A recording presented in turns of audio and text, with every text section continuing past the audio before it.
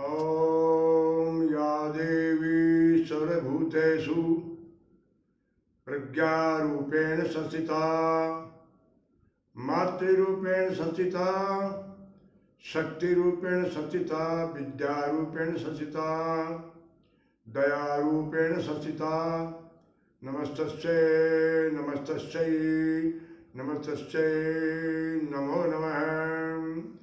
त्वमेव माता च पिता त्वमेव त्वमेव बन्धुश्च सखा त्वमेव त्वमेव विद्या द्रविणं त्वमेव त्वमेव सर्वं मम देव देव।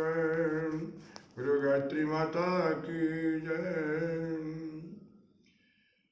सभी भाई बहनों को नमन प्रणाम।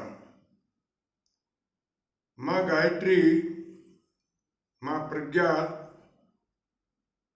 सूक्ष्म रूप में विराजमान प्रकट प्रज्ञा श्रद्धा को नमन करते हुए आज की वार्ता शुरू करते हैं।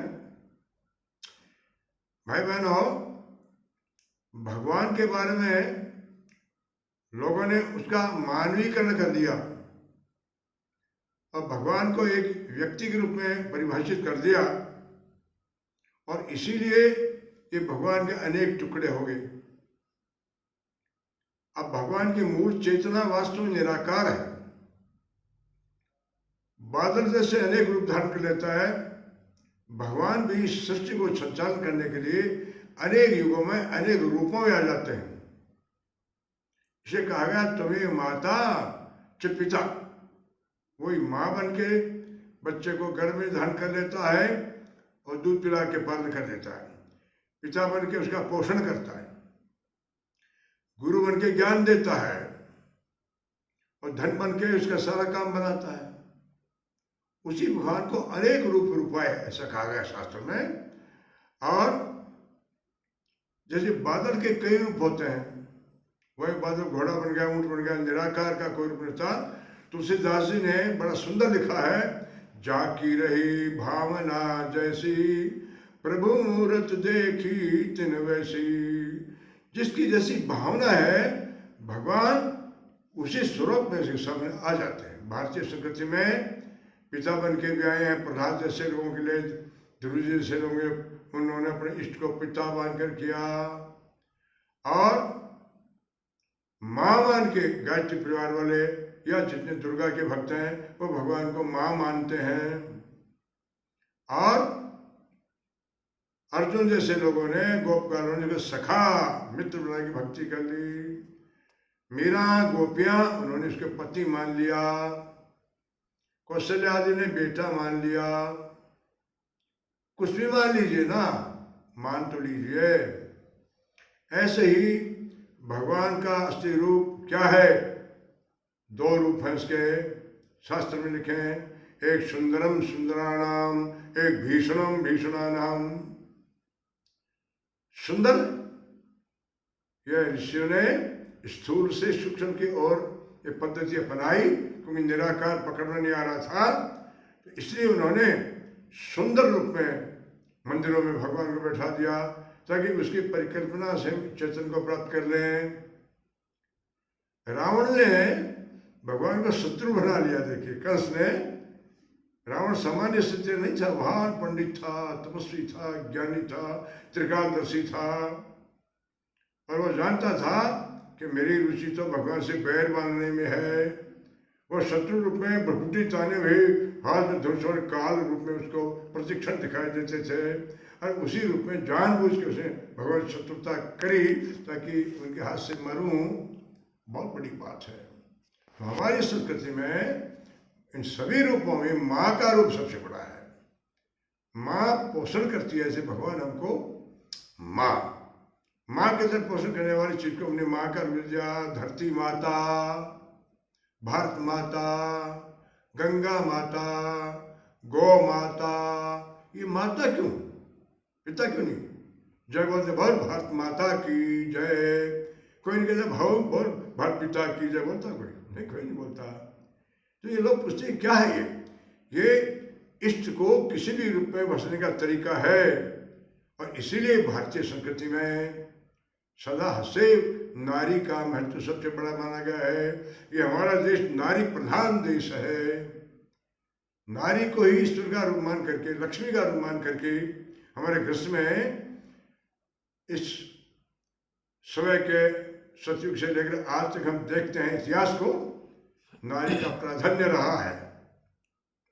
और जब से सामंत काल आया, गुप्त काल आया, उसके बाद जब मुगलों का राज आया तो नारी को हमने भोग्या समझना शुरू कर दिया, रमणी।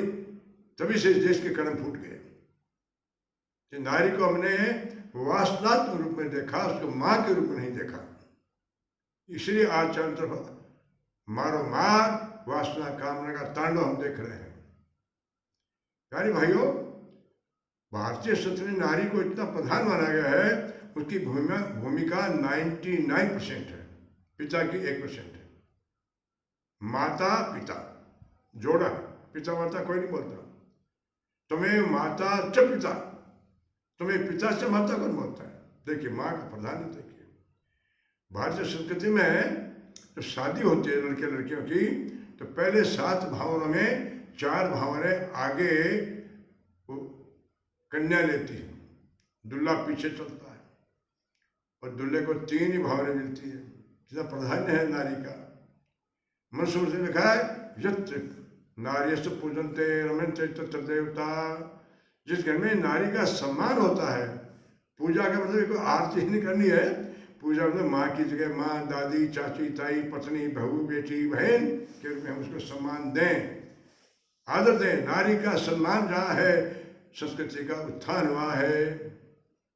भारतीय संस्कृति में नहीं, विश्व में कल्पना करिए, पूरी धरती को नारी चला रही।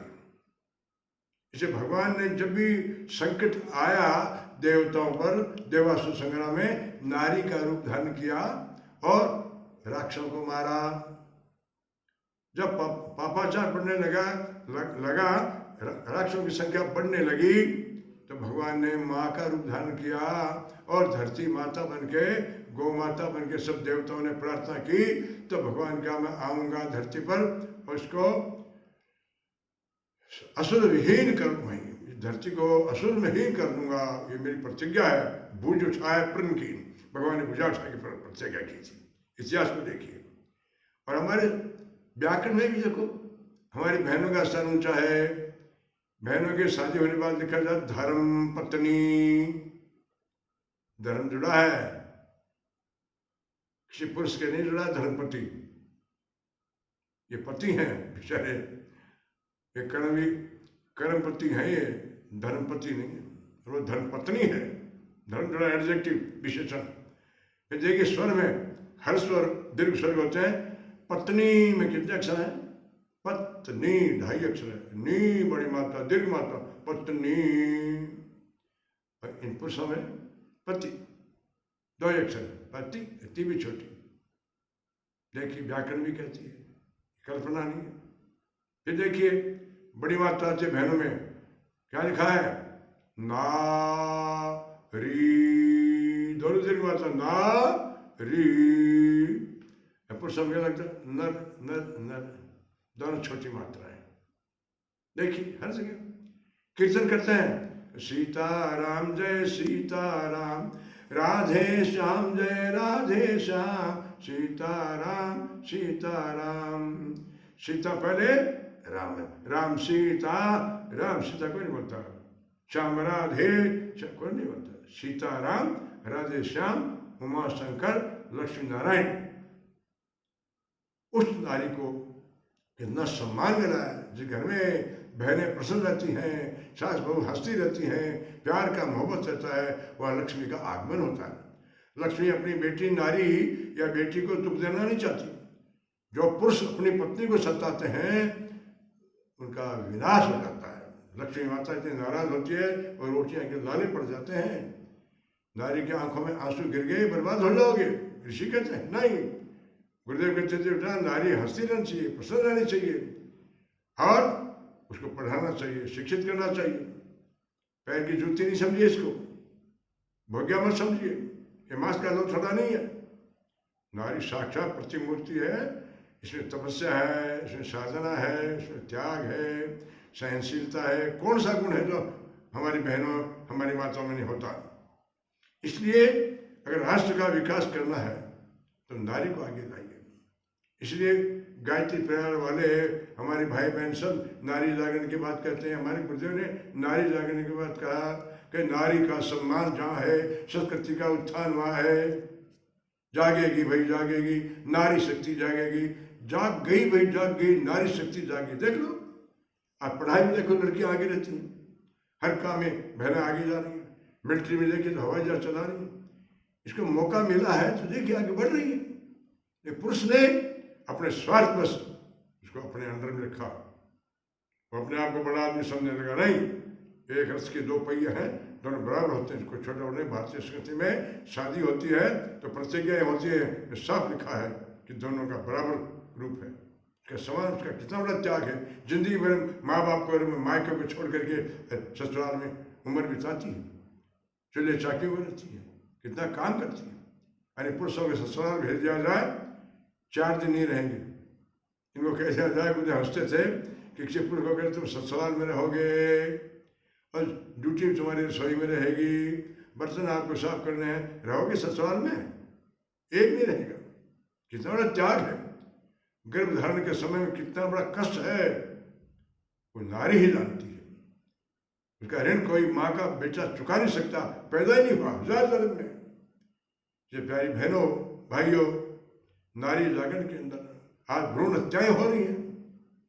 अरे नवरात्रि को जो कन्या भोज कराते हो, हमारे शास्त्र में लिखा है कि कुंवारी कन्याओं को भोजन कराने का नवरात्रि में विधान है। लड़कों को कोई खाना नहीं खिलाता, लड़कियों को क्यों बुलाते हो? जो उसको दुर्गा का रूप मानते हो, आज दुर्गा की जो दुर्गति हो रही है, जो अत्याचार नारी के साथ हो रहा है, दहेज के नाम पर बलात्कार आदि इत्यादि, आज इसीलिए कोरोना आया है। ये परंपराएं जो है, यहाँ विवेक को महत्व देना पड़ेगा। ये युग धर्म है और हमें नारी को सम्मान देना पड़ेगा। बेटे बेटे में हमें फर्क नहीं समझना चाहता है। राजस्थान में लड़का पैदा होता है, थालियां बजती हैं, खुशियां मनाई जाती हैं, और लड़की पैदा होती है, सबके आंखों में आंसू होते हैं। कितना बड़ा दुर्भाग्य है। जब हिंदू धर्म सनातन धर्म को मानते हो, इस्लाम धर्म को मानते हो, कहीं भी नारी का अपमान नहीं लिखा है, उसका शोषण नहीं लिखा है। ये सब पंडित पुजारियों ने, इन धर्म के ठेकेदारों ने अपनी इच्छाओं को दूषित बनाने के लिए दुनिया को बेवकूफ बना गया है। अब समय आ गया है, नारी आगे चलेगी, पुरुषों को पीछे चलना पड़ेगा। भविष्यवाणी हो चुकी है, 1000 वर्ष नारी ही लीड करेगी दुनिया को, विश्वास करना चाहिए। इसीलिए गायत्री उपासना के पीछे ये एक लॉजिक है, ये एक सिद्धांत है कि हम हर नारी को भगवान का रूप समझें, माँ का रूप समझें। मातृवत प्रदारेषु प्रद्रवेषु दोषवत आत्मवत्सर भूतेषु, ये जानाते से पंडित है। पंडित वो है जो पराई स्त्री को बहन बेटी माँ के रूप समझता है, पराई धन को पत्थर समझता है और सबको आत्मा अपनी आत्मा समझता है। वही सच्चा आध्यात्मवादी है, वही ईश्वर का भक्त है, बाकी सब ढोंग है। इसलिए ये मूल सिद्धांत है भारतीय संस्कृति का, नहीं पूरी विश्व संस्कृति का। ठीक है, भारत जगदगुरु था, ये ज्ञान दुनिया को देने का काम हमारा है, हमें इसके योग्य बनना पड़ेगा, इसकी शुरुआत करनी पड़ेगी। मैं भगवान से प्रार्थना करता हूँ कि भगवान हमें ऐसी सद्बुद्धि दे, हर नारी में रूप तुम्हारा पंकज सा मुस्काता, रवि मंडल की ज्योति तुम यो हे गायत्री माता। तो कहा है, हर नारी के अंदर जिसने देखा, जिसने प्रकट तुम्हारी छाया, उसी ने जगत जननी तुम्हारा अनुपम दर्शन पाया। ये फिलोसफी है। हर नारी को केवल मूर्ति में नहीं, सड़क पर सती बहन को अपनी बेटी माँ समझे। तो मैं सोचता हूँ हमारा आध्यात्म है वो परिपक्वता में आएगा और हमें भगवान अपनी गोद में लेंगे, नहीं तो नर्क में जाने की तैयारी रहनी चाहिए। धन्यवाद।